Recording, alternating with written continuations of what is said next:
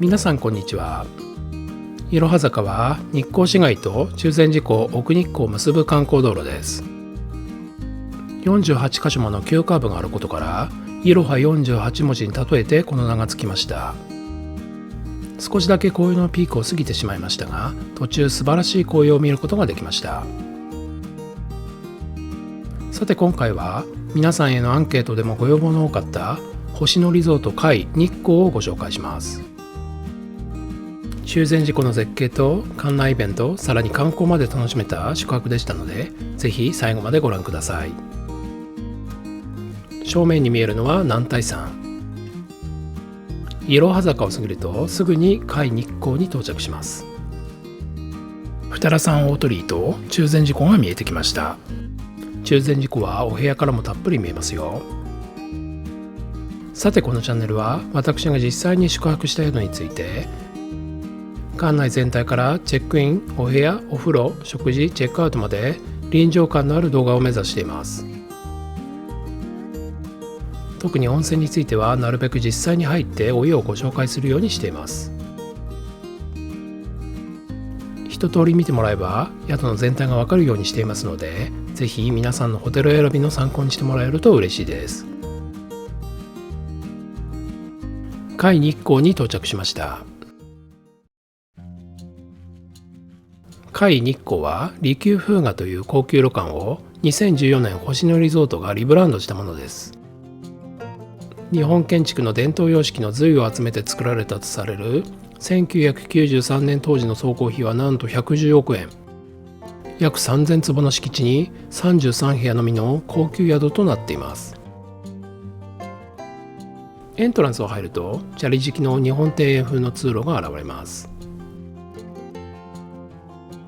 こちらの扉は漆の表面に貝殻がはめ込まれた螺鈿という技法で作られています。入ってすぐ右側には草月流の大きな生け花、陶器のかけらが入った壺と左側には日光下駄が見えます。絨毯の模様は彫刻刀で彫られており、切り張りのない一枚張りとなっています。まるで美術館を歩いているようです。棚には栃木の伝統工芸品益子焼の陶器や日光彫りの手鏡などが展示されています。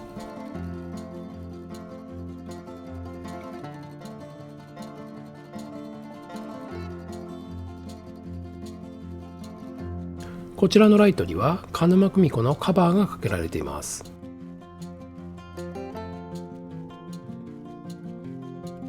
界日光の屋根は古い神社や仏閣にある六鐘と言われる独特の色を再現したものになっています。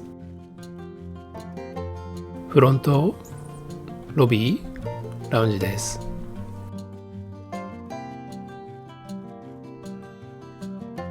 中山圭介氏の絵画エオンタシリーズの一つです。柱には漆を塗った上に金粉による蒔絵が施されていました。こちらはトラベルライブラリーメインのラウンジとなります。コーヒーや生姜湯、ハーブティーなどフリードリンクになっています。お茶受けの寒天ゼリーの他に生姜湯が2種類。こちらは緑茶とハーブティーです。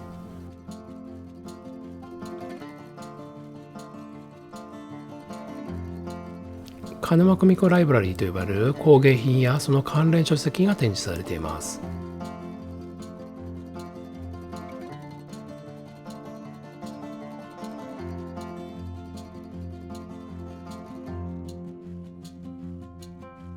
なんといってもこの高級感ある鹿沼組子の装飾と絶景の中禅寺湖が見渡せる素晴らしいラウンジになっています。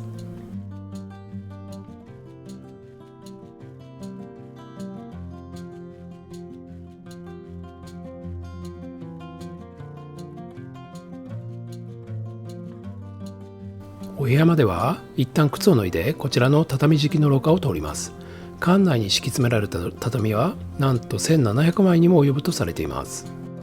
こちらご署名もお願いします。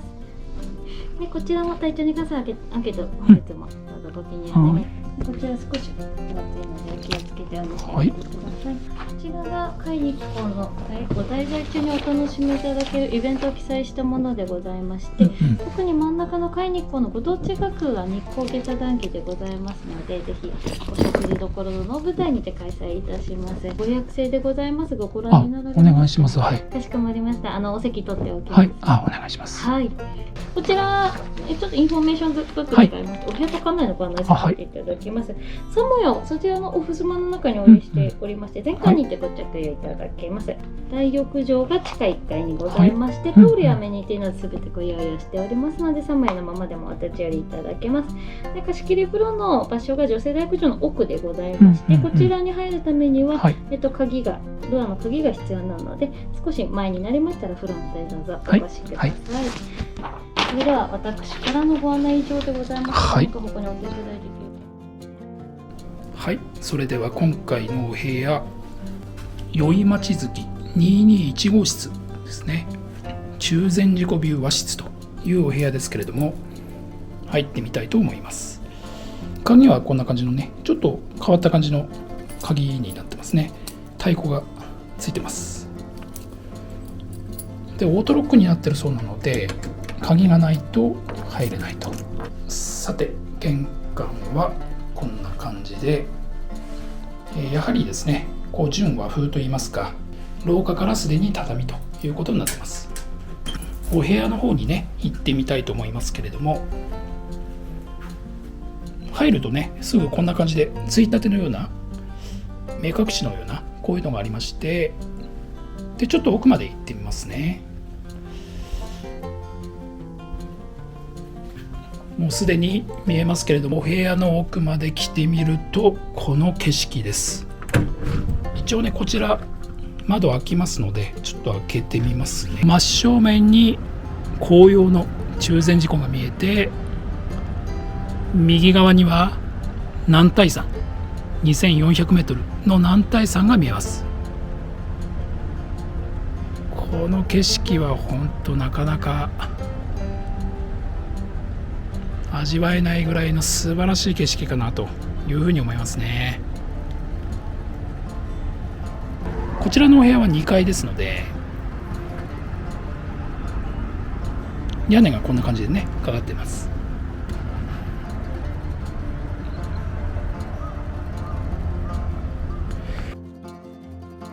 では改めてお部屋を見てみたいと思いますけれども、中央といいますかね、もうベッドが2つドーンとありまして、床はね、畳ですので、その上にフローリングといいますか、板があって、その上にベッド、マットレスプラス和布団みたいな感じのね、ベッドという風になってますね。こちらの模様がね、栃木の伝統工芸の鹿沼組子ですね。これなかなか素晴らしいですよね。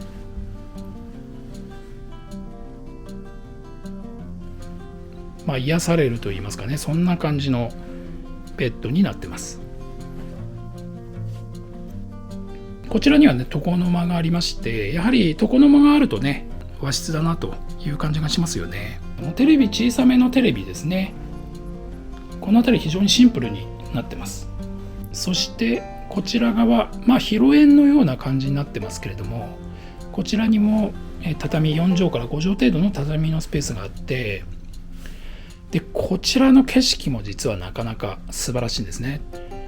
中禅寺湖ビュー和室っていうのはいくつかあるんですけれども、今回はこちらの角部屋でしたので、障子を開けるとこんな感じで、男体山と、こちらからもね、中禅寺湖が見えると、そういった素晴らしい眺めのお部屋になっています。でチェックインはね、こちらのお部屋のソファーに座って、お茶を入れていただいてチェックインしてもらいました。こちらがお茶菓子ですね。貝のかりんとう抹茶というふうに書いてますね。こちらの貝のね、オリジナル商品ということになりますね。あとですね、星野リゾートらしくいろいろイベントといいますか、そういうものがあるんですよね。ですので、これ知っとかないと後からね、こんなのがあったのかなんていうことになる可能性ありますので、ぜひ行く前にね、この辺チェックしておくといいと思います。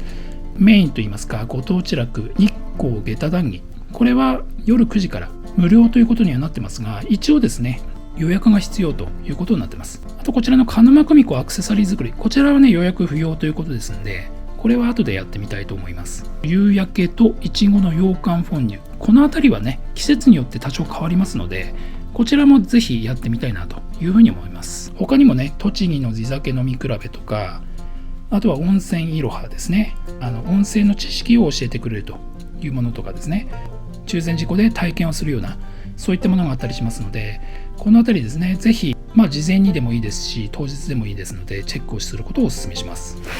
お部屋でね Wi-Fi が使えますけれども、スピードもね34メガありますので、十分かなというふうに思いますね。で今回ですね大浴場の撮影もさせてもらいましたけれども、貸切風呂もお借りしてます。で貸切風呂1時間3300円で予約してますので、こちらについてもね後でお見せしたいと思います。そしてねこちらはねお部屋のようになってますけれども、基本的にはクローゼットということで、こちらに鏡姿見がありますね。あとはこちらのクローゼットですけれども、サムエですね、サムエが置かれてまして、で上の方にはジンバ織りのような、上に引っ掛けれるようなそういったものもあります。こちらにセーフティーボックスがありました。こちらのねライトも鹿沼組子のねデザインがされていて、なかなかいい感じですよね。そしてこちらがミニバーという風になってます。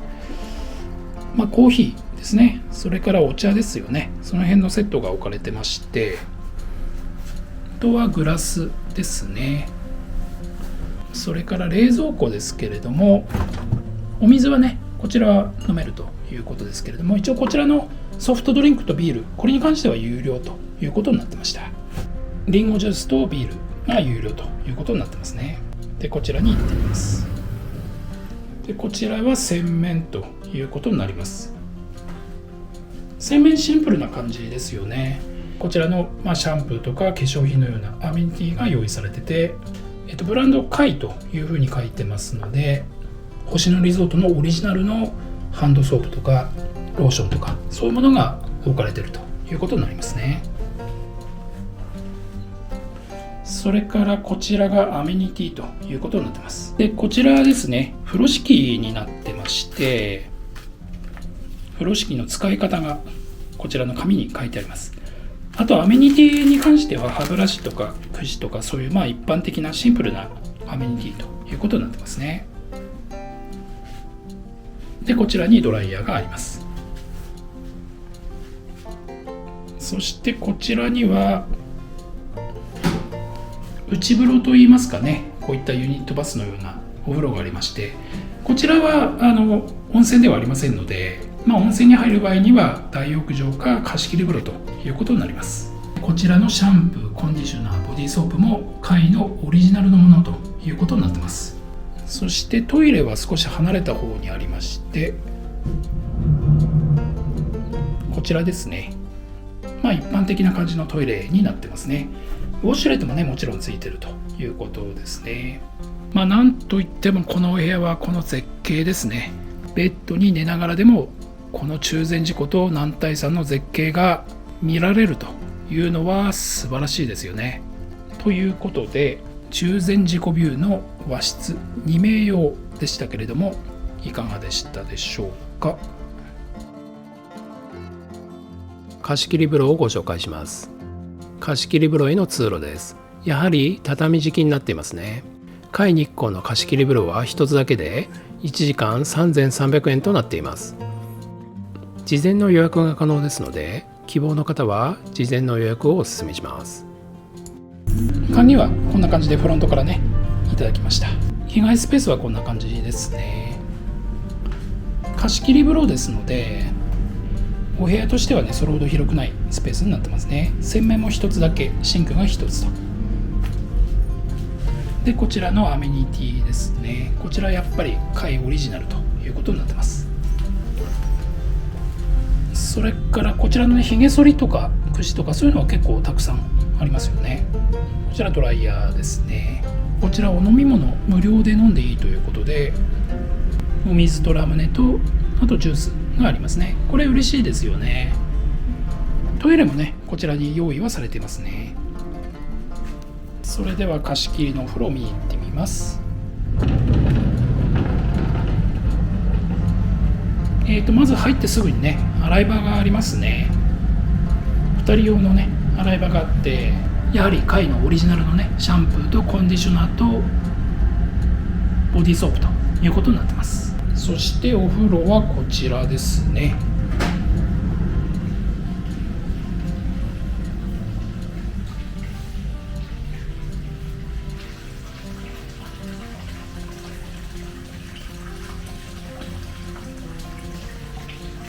中の方はね、石になってますけども、上の縁取りはね、木になっていて、で上に関しては完全に屋根がかかっていて、あと周りはね、よしずのようなこんな感じで、一応開放はある程度されてはいるんですけれども、外にあるお風呂という感じのお風呂でしょうかね。お風呂自体はね、5、6人入れるぐらいのかなり広いお風呂になってまして、こちらお湯ですけれども、お湯は温泉で、加水ろ過はされてるようですけれども、こちらからお湯が出てるということになりますね。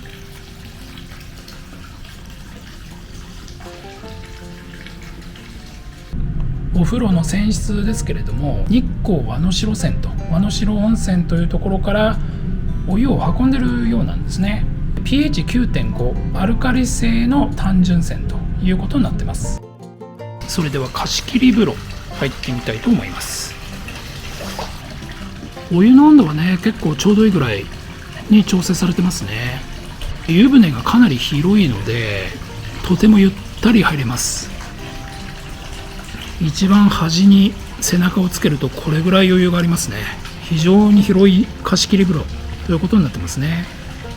で、湯船周りは上の方がね、木で縁取られていて、下にはね、石が使われてますけれども、で上ですけれども、こんな感じでしっかりした屋根がかかってまして、周りもね、こんな感じで全体がよしずで覆われてるんですよね。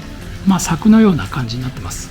で、少しね、その隙間から何かこう日本庭園のような石の砂利が見えるんですけれども、それを考えると、もしかすると昔は実は開放してたのかもしれません。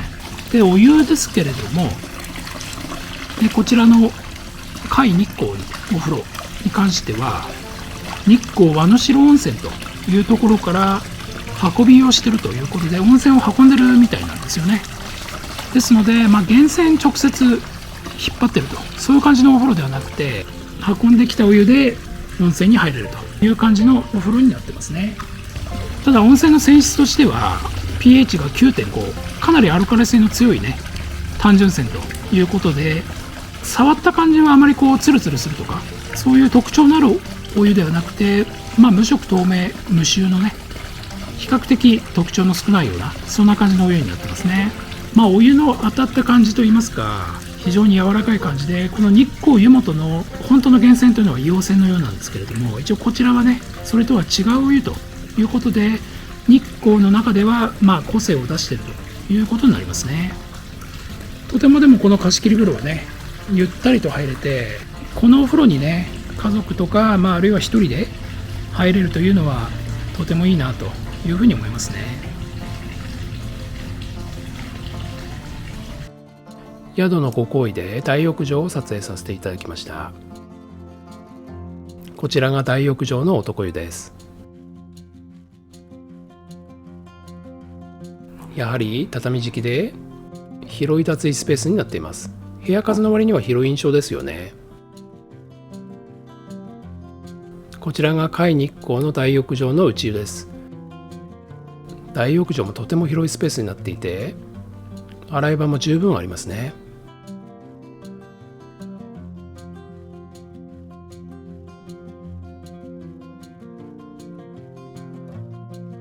湯船の広さも十分ですね。10人以上は入れそうです。全体が石でできており、上が木で縁取られている湯船になっています。お湯は貸切風呂と同様の温泉です。露天風呂へ行ってみましょう。界日光の男子大浴場露天風呂です。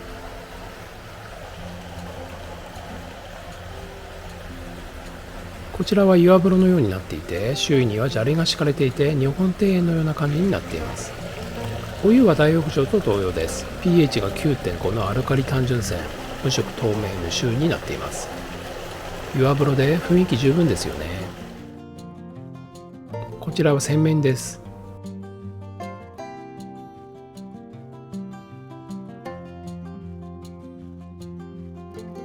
湯上がりどころもこんな感じの雰囲気のいい畳敷きになっていて、かなり広いスペースになっています。アイスキャンディーが用意されていました。お風呂上がりには嬉しいですよね。飲み物も複数用意されていました。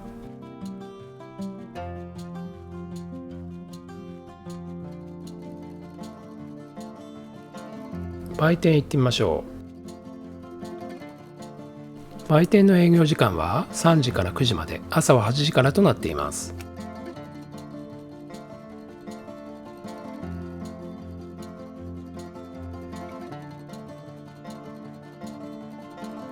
鹿沼組子を含めた木製の装飾が中心で落ち着いた雰囲気となっています。こちらは貝オリジナルのお菓子です。益子焼の陶器、日光下駄が展示されていました。鹿沼組子関連の箸置きやコースターなども売っています。こちらの羊羹を、これが羊羹。はい、こちらの中に入っているものが羊羹でして、ポン酢用に特製に作ったものでございます。ポン酢のようにいちごと団子をつけていただいてお召し上がりいただいています。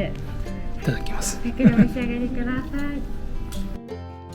ちょうどいい甘さの羊羹といちごの食感がとても良かったですよ。お団子と羊羹の相性もバッチリでした。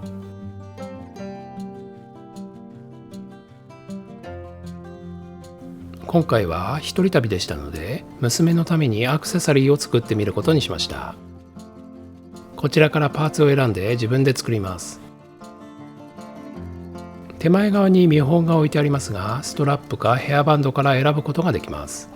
どちらも作り方は簡単で数分で出来上がります。こちらのパーツで作ることにしました。老眼になりかけなのでちょっと格闘しましたよ。完成です。娘も喜んでくれました。お楽しみの夕食です。夕食は1階のお食事処でいただきます。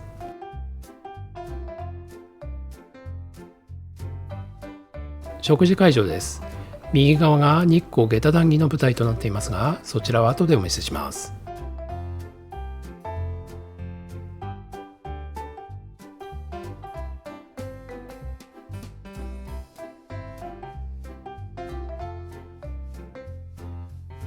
半個室のようなお部屋になっています。テーブルに何もない状態でスタートです。本日は改めましてようこそ買いに行お越しくださいました。本日は秋の和解席をご用意しております。はい。ただいま担当のものおしぼりをお持ちいたします。はい、またドリンクメニューですが、こちら栃木ならではのお飲み物をご用意しておりますので、ぜひご覧になってお待ちくださいませ。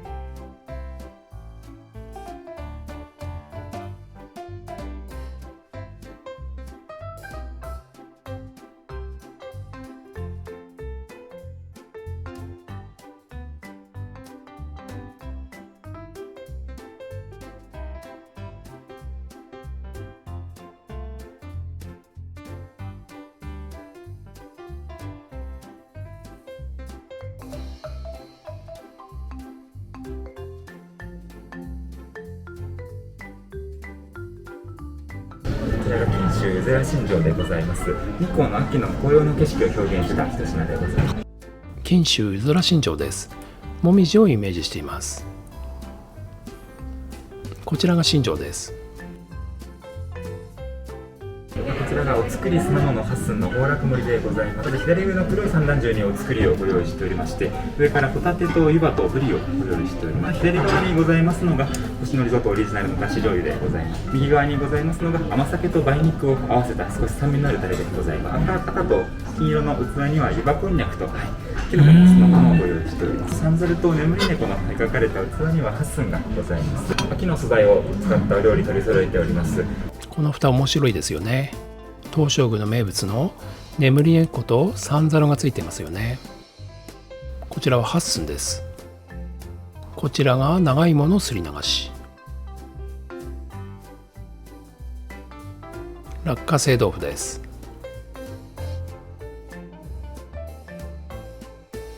炙りタチウオ寿司です。少し炙ってるんですね、表面をね。インゲンのくるみ味噌。鶏と干しぶどうの松風。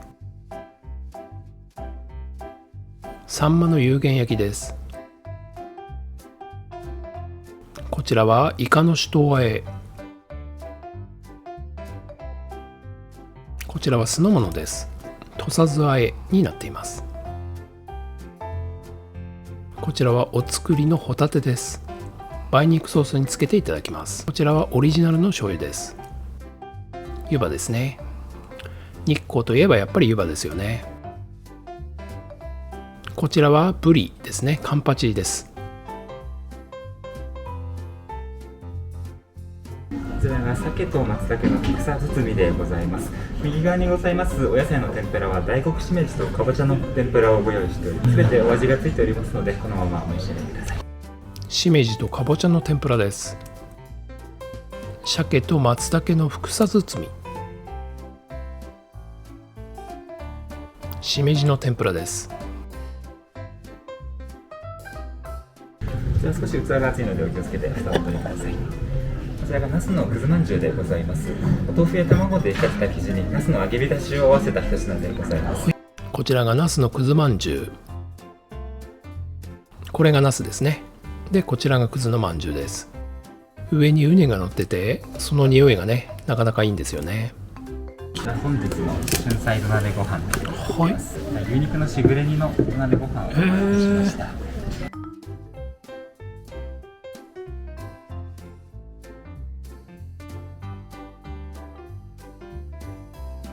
こちらが牛肉のしぐれ煮です。すごいですよね。味噌汁ですね。赤だしです。こちらが軽い口当たりのミルクのムースといちごを合わせた一品でございます。はい、いちごとチーズのムースです。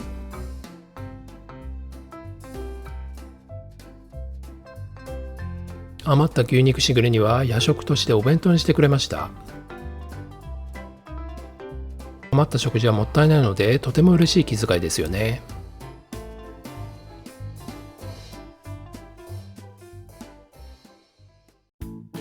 夕食後9時から日光下駄談義が開催されましたんで、少しだけご紹介します。こちらはヒノキで作られた釘を1本も使わない立派な舞台です。それでは皆様、改めましてこんばんは。さて皆様はこのカイという温泉ブランドが全国にございますことをご存知でしょうか。今年7月には大分県別府市にカイ別府がオープンいたしまして、全国に18の会がございます。その全てで皆様にご当地の魅力をお伝えするためにご当地学というものを開催しております。会日光では日光下駄を皆様にご紹介しております。それでは日光下駄400年の歴史に触れていただくために日光下駄談義開催してまいりたいと思います。どうぞよろしくお願いいたします。それでは早速ではございますが、皆様に一つ質問がございます。この中に会日光にいらっしゃる前から日光下駄を知っていたよ、もしくは持っているよなんて方はいらっしゃいますでしょうか。それでは皆様には今からまず目で楽しんでいただくために、私どもが日光下駄でタップダンスをしてまいりたいと思います。手拍子のご準備お願いいたします。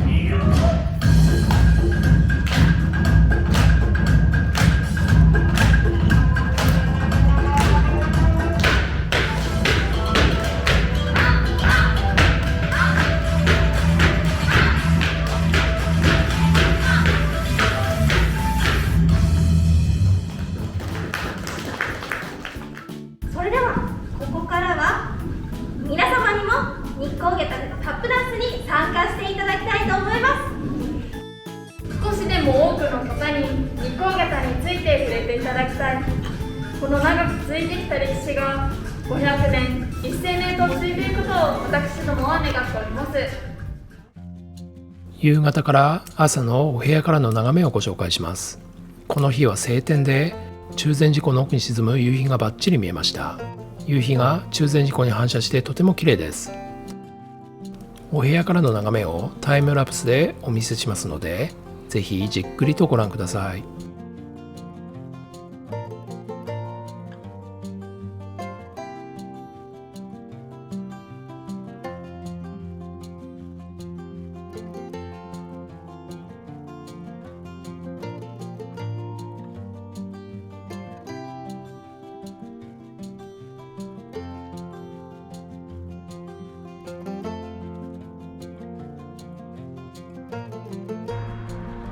朝日を浴びた男体山と中禅寺湖です。感動的でした。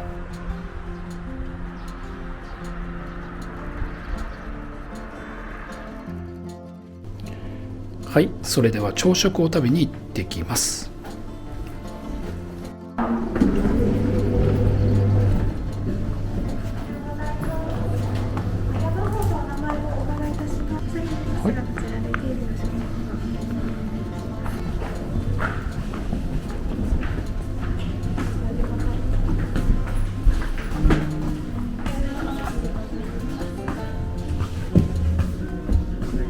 朝ごはんも最初は何もなくてメニューだけが置いてありますね。スカイ日光流の豆乳湯葉鍋をご用意いたしまして、中には2種類の湯葉が入っております。左手側に生湯葉、右手側には生湯葉を丁寧に巻き上げたたぐり湯葉がございます。2つの食感の違いをお楽しみください。醤油ご用意してまして、日光東照宮への献上品の古代送電でございますので、合わせてご利用くださいませ。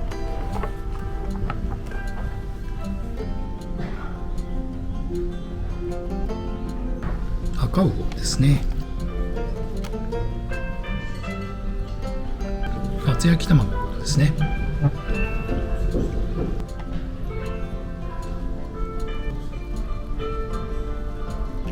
ちらがつくねということですね。鶏頭からのつくね、きのの厚揚げ、湯葉鍋ができてきましたね。豚肉の色が変わりましたね。そろそろいただきます。こちらが甲斐日光流湯葉鍋、豚肉ですね。献上醤油、これをつけていただきます。こ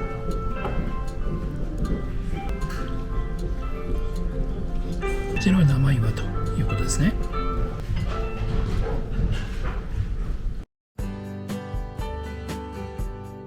チェックアウトが12時とゆっくりなので、朝食後華厳の滝へ行ってきました。華厳の滝は甲斐日光から約800メートル、歩いて10分ぐらいのところにあります。華厳の滝エレベーターで下に降りて滝を見学します。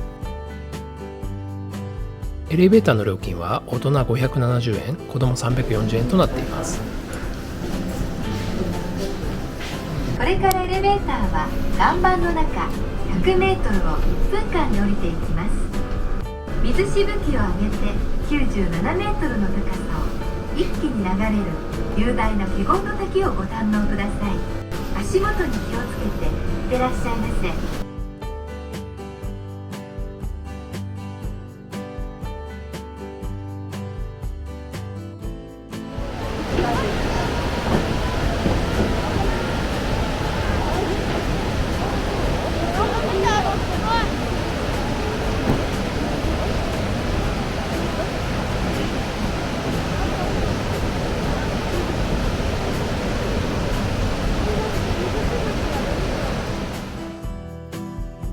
朝日に照らされた二良山大鳥居と中禅寺湖です。